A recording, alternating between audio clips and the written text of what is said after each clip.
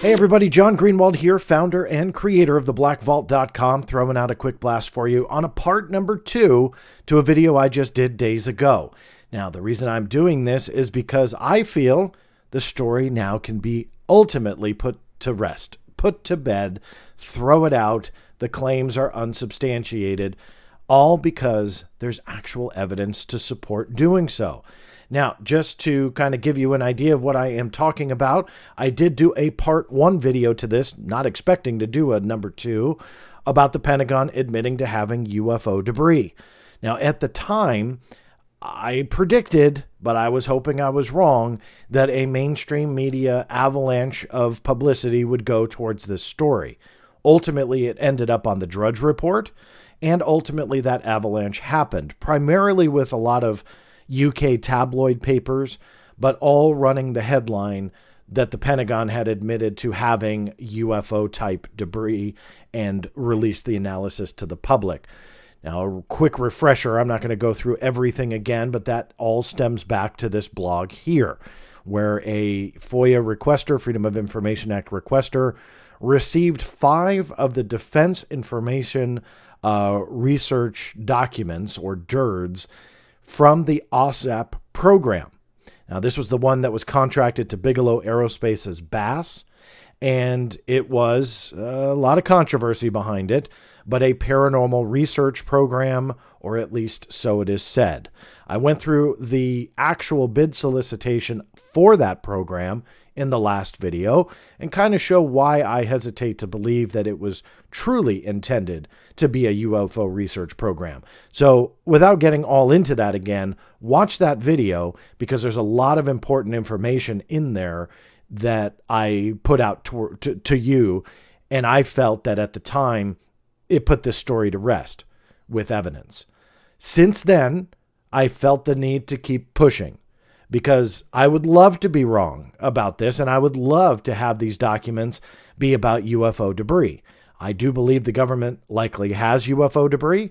I've posted a video on this channel that talks about documented UFO debris, alien or not. It's a different story altogether and a different question, but UFO debris nonetheless, and documents don't hide from that. These documents didn't deal with any UFO or UAP related matter.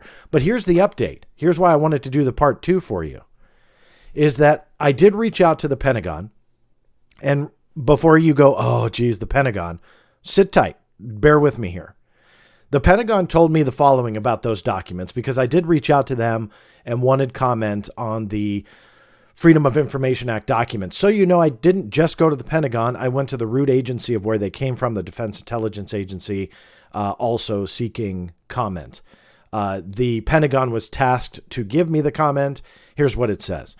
The testing referred to in the documents released by the Defense Intelligence Agency under the Freedom of Information Act was of known materials, conducted for study purposes pursuant to the Advanced Aerospace Threat and Identification Program's mission of establishing a center of expertise for advanced aerospace technologies. Any claims that the tests of debris are inaccurate and misleading. They've denied that there's anything about UFOs or UAPs in these documents. Now, for some, that's enough. For others who are doubting the Pentagon, okay, let's put them away. Let's put the Pentagon in the trash. Let's throw that whole rebuttal. I reached out to Dr. Hal Puthoff. Now, if you don't know who Dr. Hal Puthoff is, he's the co-founder of To the Stars Academy of Arts and Science with Tom DeLonge. He obviously is an advocate for UFO and UAP information to be out there.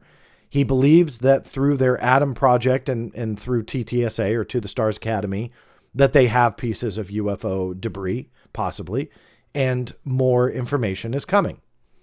But when it comes to what he did for OSAP, through BASS, that's Bigelow Aerospace's subsidiary, under contract for the Defense Intelligence Agency, Dr. Hal Puthoff was the man responsible, and he wanted me to make sure I say, and his team, for farming out the 38 contracts to create the 38 DIRD reports. Okay, so that's confirmed.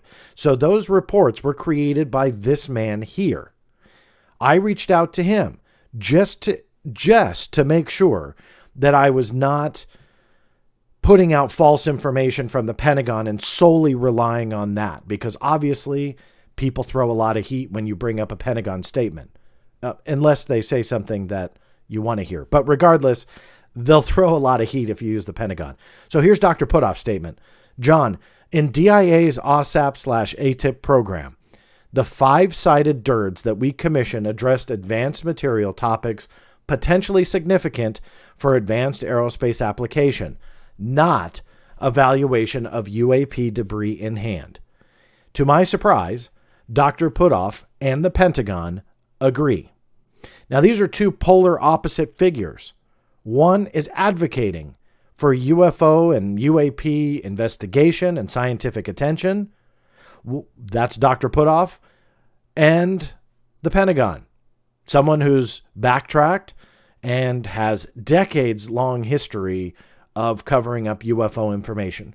Yet in this, everybody is on the same page that they did not analyze UFO or UAP debris when it comes to those reports. I'll throw in the third and what I believe the nail in the coffin in all of this. Robert Bigelow himself. Now, Robert Bigelow, as you know, owns Bigelow Aerospace.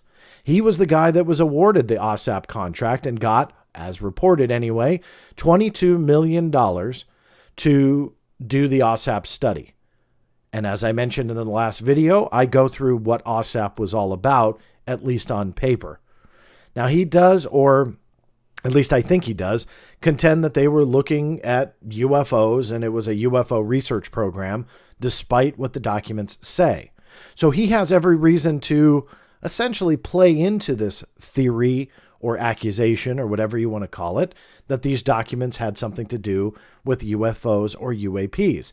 Keep in mind, Robert Bigelow went on 60 Minutes and was not afraid to say that he felt aliens are potentially walking among us. So for him to say this to George Knapp, this, I believe, is the nail in the coffin. George Knapp from MysteryWire.com, obviously a very well-known name who needs no introduction, investigative journalist asked Robert Bigelow the following. The New York Times reported that you modified your facility here in order to house some material from somewhere else. Did you ever have it? Robert Bigelow, we never had any. And Robert Bigelow says and admits they never got pieces of UFO or UAP debris. Now, that's the third strike on this story, and in my opinion, it's out. If you can, believe the Pentagon, great. If you don't, throw it in the trash, because you have Robert Bigelow and Dr. Hal Puthoff giving you the evidence that you need to show that this whole claim about UFO debris is bunk. Now, why do I care? Do I care that this is getting a lot of attention? Plain and simple, absolutely. And so should you. And here's why. We live in a very interesting time right now where congressional interest is actually there into the UFO and UAP phenomena. If you haven't heard, there's a UAP report coming, hopefully in about mid of 2021. Now, it's a different video entirely on what I think is going to be in that report. But my whole point with this is that congressional and Senate interest is there. We need to be incredibly careful, those who advocate for UFO transparency, to not highlight stories like this, to not highlight these exaggerated and sensationalized claims. We shouldn't give it the pedestal. I'm doing these videos to show the real evidence of what is going on. But let's face it, a lot of people don't want to watch 9, 10, 11-minute videos or 30-minute videos. And sadly, you can't condense a lot of this UFO stuff. You just can't. Some of you want me to, but it's very hard. But let's say a Senate staffer or Senator Marco Rubio himself, who's spearheading the committee that is aiming to get a UAP report. And they start looking at the last couple of viral stories about UFOs. And they look at, let's say, these claims that the Pentagon admits that they have UFO debris and they've released the test results. Well, it doesn't take much to figure out and debunk that that is all incredibly exaggerated and bunk and false.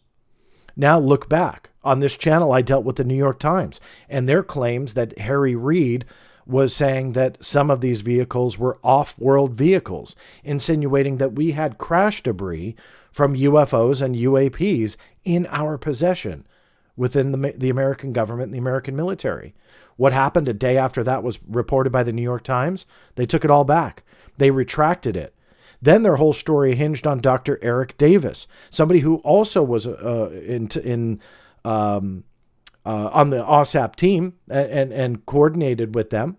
So he was there, but he brought no evidence with him. And let's face it, if there was evidence of off-world vehicles, it would be highly classified and it would not be talked about. That's a common sense way to look at it. But let's face it, that's the reality behind what we are dealing with.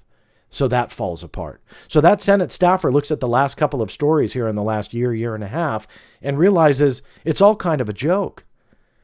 The UFO topic isn't a joke. There's a lot of great evidence. I've profiled some on this YouTube channel, or you could go to theblackvault.com and download thousands of pages of declassified documents that shouldn't even exist. And yet any one of you can verify that they are authentic. That's the information that they have to see. That's the information that they should put towards the senators, saying there is a documented history of a cover-up and something that no one can explain. Whether or not it's alien, we're not really sure. So let's make sure that that report is made, and let's keep following up. Let's have a hearing. Let's figure it out. And yet, if they don't see that and rather see these well-exaggerated stories and sensationalized headlines, do you think that politicians are going to put their neck on the line to say, we want more information, more UFO transparency, when the last couple viral stories that people are talking about are easily debunkable and essentially a joke? The answer to that is likely not. That they will probably back out and go, you know what, guys, if there was actual evidence, great, but look at what's being reported. I do believe that this is more damaging than people want. There's an argument by some on social media that attack me saying, hey, let's just be happy that mainstream media is taking this seriously. Well, reporting these sensationalized headlines is not taking it seriously. And just because the mainstream media appears to be taking it seriously, that's not what this field needs. We need accuracy, not sensationalism. That's why I make these videos. So those who do care to spend 11, 12, 13 minutes, 30 minutes, an hour, whatever it is, learning more, you have the full story. And then it's up to you guys to make sure that others know it as well. I do hope more people speak out against these types of sensationalized claims. Speak out against the media and speak out against those UFO researchers or so-called truth seekers that make every excuse in the book because they suffer from the I want to believe syndrome. They make every excuse in the book and every scenario they twist and make up facts along the way simply to come to the end result that they want. Truth be darned, they want that end result, so they will twist the facts in the process. And sadly, that's what we're seeing on this topic.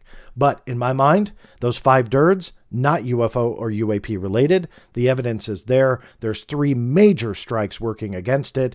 That is your part 2 to put the nail in the coffin on all of that hoopla. This is John Greenwald Jr. signing off. We will see you next time.